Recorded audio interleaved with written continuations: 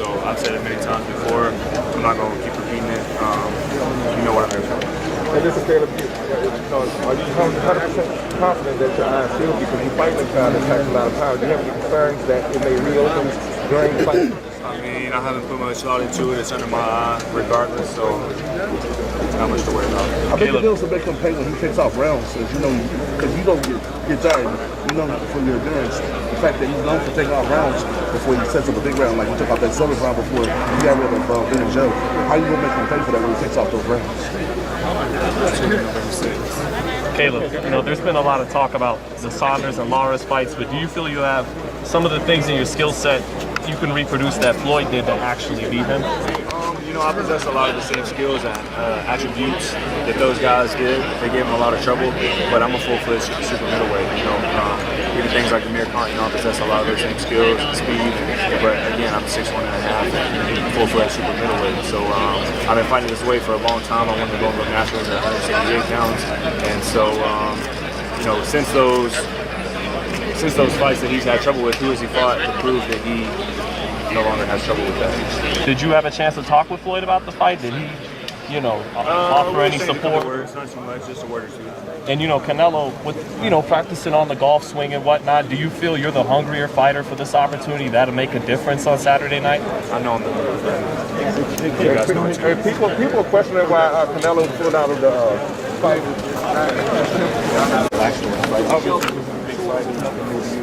You always check the shape in shape. But how do you kind of trick them out?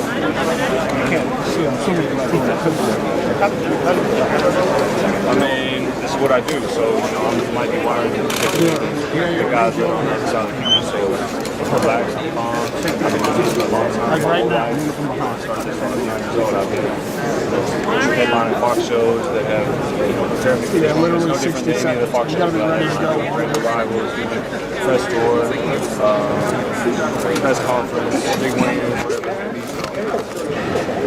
The way you envision it, it's obviously talking about the window, but you want to get rid of it early, get it on because you want to go the distance, you want to everything like that. I got to focus on what I do. Anything outside of that is outside of my control. Worrying about that, focusing on that. You're not knockout artists, I might say, but do you feel like you're going to have to go in there and sometimes bite down the gum shield and go toe-to-toe with Canelo at some stage in that fight?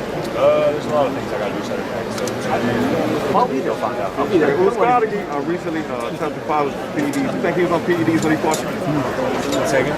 Scotty, he was recently tested for PEDs. Do you think he was on PEDs when he fought you? Well, he was the champ at that time, and so, I kind of had to bow to a lot of his fans, and there was no body testing for that fight. So, one can only speculate, and that's why it's so important to stay away from that stuff, because anything that you accomplish in the past that can be done, there's always going to be a question mark inside it, kind of like with the guy I'm fighting now. So, there's no room for that stuff in our sport, and I just don't like to like that. You tower on him, and you got a great jab. You think it's going to be easy to keep him away?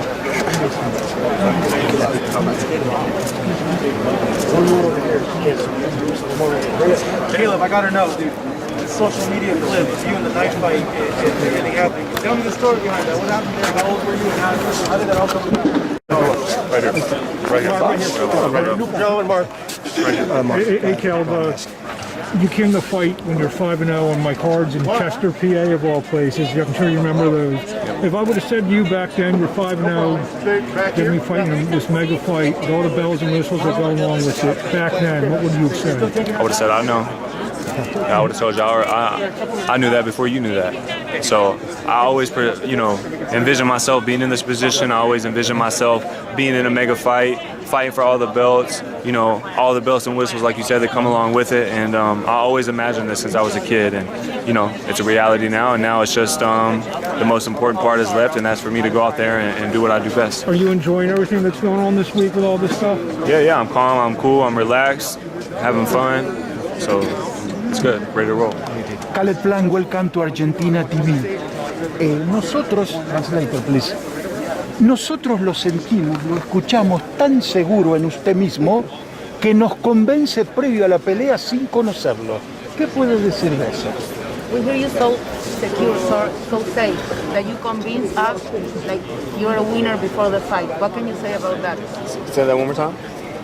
We hear you so secure, so like you really say you're secure of yourself. That's what we can hear. What can you say about that?